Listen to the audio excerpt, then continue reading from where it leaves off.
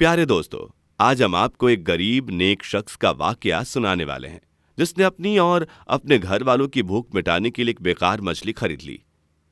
जब घर आकर उस मछली को काटा तो उसके अंदर से कुछ ऐसा निकला जिसको देखकर आप हैरान रह जाएंगे। चलिए देखते हैं ये वीडियो।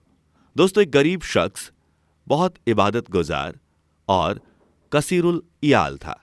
घर का खर्च वगैरह इस तरह से चलाता था कि घर वाले ऊन की रस्सियां बनाते और वो उन्हें बेचकर खाने पीने का सामान खरीद लाता। जितना उन्हें मिल जाता वो उसी को खाकर अल्लाह पाक का शुक्र अदा करते।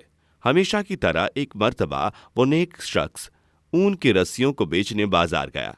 जब रस्सियां बिक गईं तो घर वालों के लिए खाने का सामान खरीदने लगा।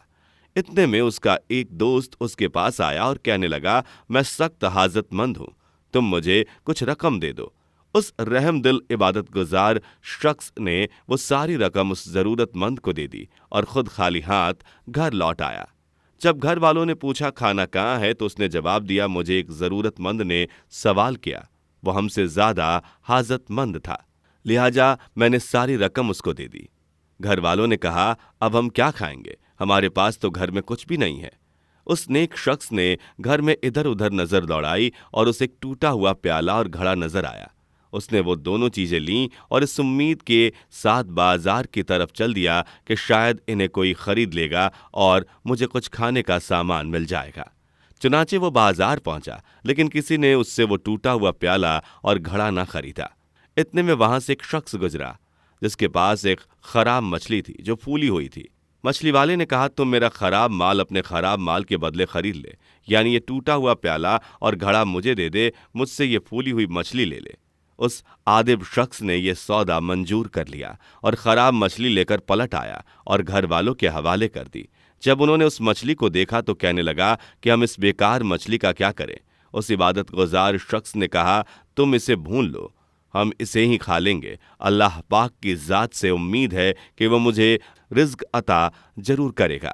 चुनाचे घर वालों ने मछली काटना शुरू कर दिया। जब उसका पेट चाक किया तो उसके अंदर से एक निहायत कीमती मोती निकला। घर वालों ने उस आबीद को खबर दी। उन सब ने अल्लाह का शुक्र अदा किया। फिर जब सुबह हुई तो वह आबीद शख्स उस मोती को लेकर जौहरी के पास गया और उससे पूछा कि इस मोती की कीमत क्या होगी। जब जौहरी ने वो मोती देखा तो उसकी आंखें फटी की फटी रह गई और वह हैरान होकर कहने लगा, तुम्हारे पास ये मोती कहाँ से आया? उसने एक आदमी ने जवाब दिया, हमें अल्लाह पाक ने यह रिज्क अता फरमाया है। जौहरी ने कहा, यह तो बहुत बेसकीमती मोती है और मैं तो इसके सिर्फ 30,000 दिरहम कीमत अदा कर सकता हूँ। हकीकत तो यह है कि इसकी कीमत इससे कहीं ज्यादा है। तुम ऐसा करो, ये फला जौहरी के पास चले जाओ, वो तुम्हें इसकी पूरी कीमत दे सकेगा। चुनाचे वो नेक शख्स उस मोती को लेकर दूसरे जौहरी के पास पहुंचा।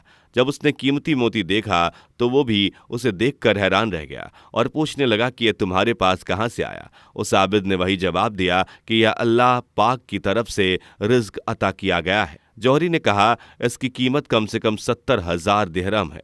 बहरहाल 70,000 दिरहम ले लो और ये मोती मुझे दे दो।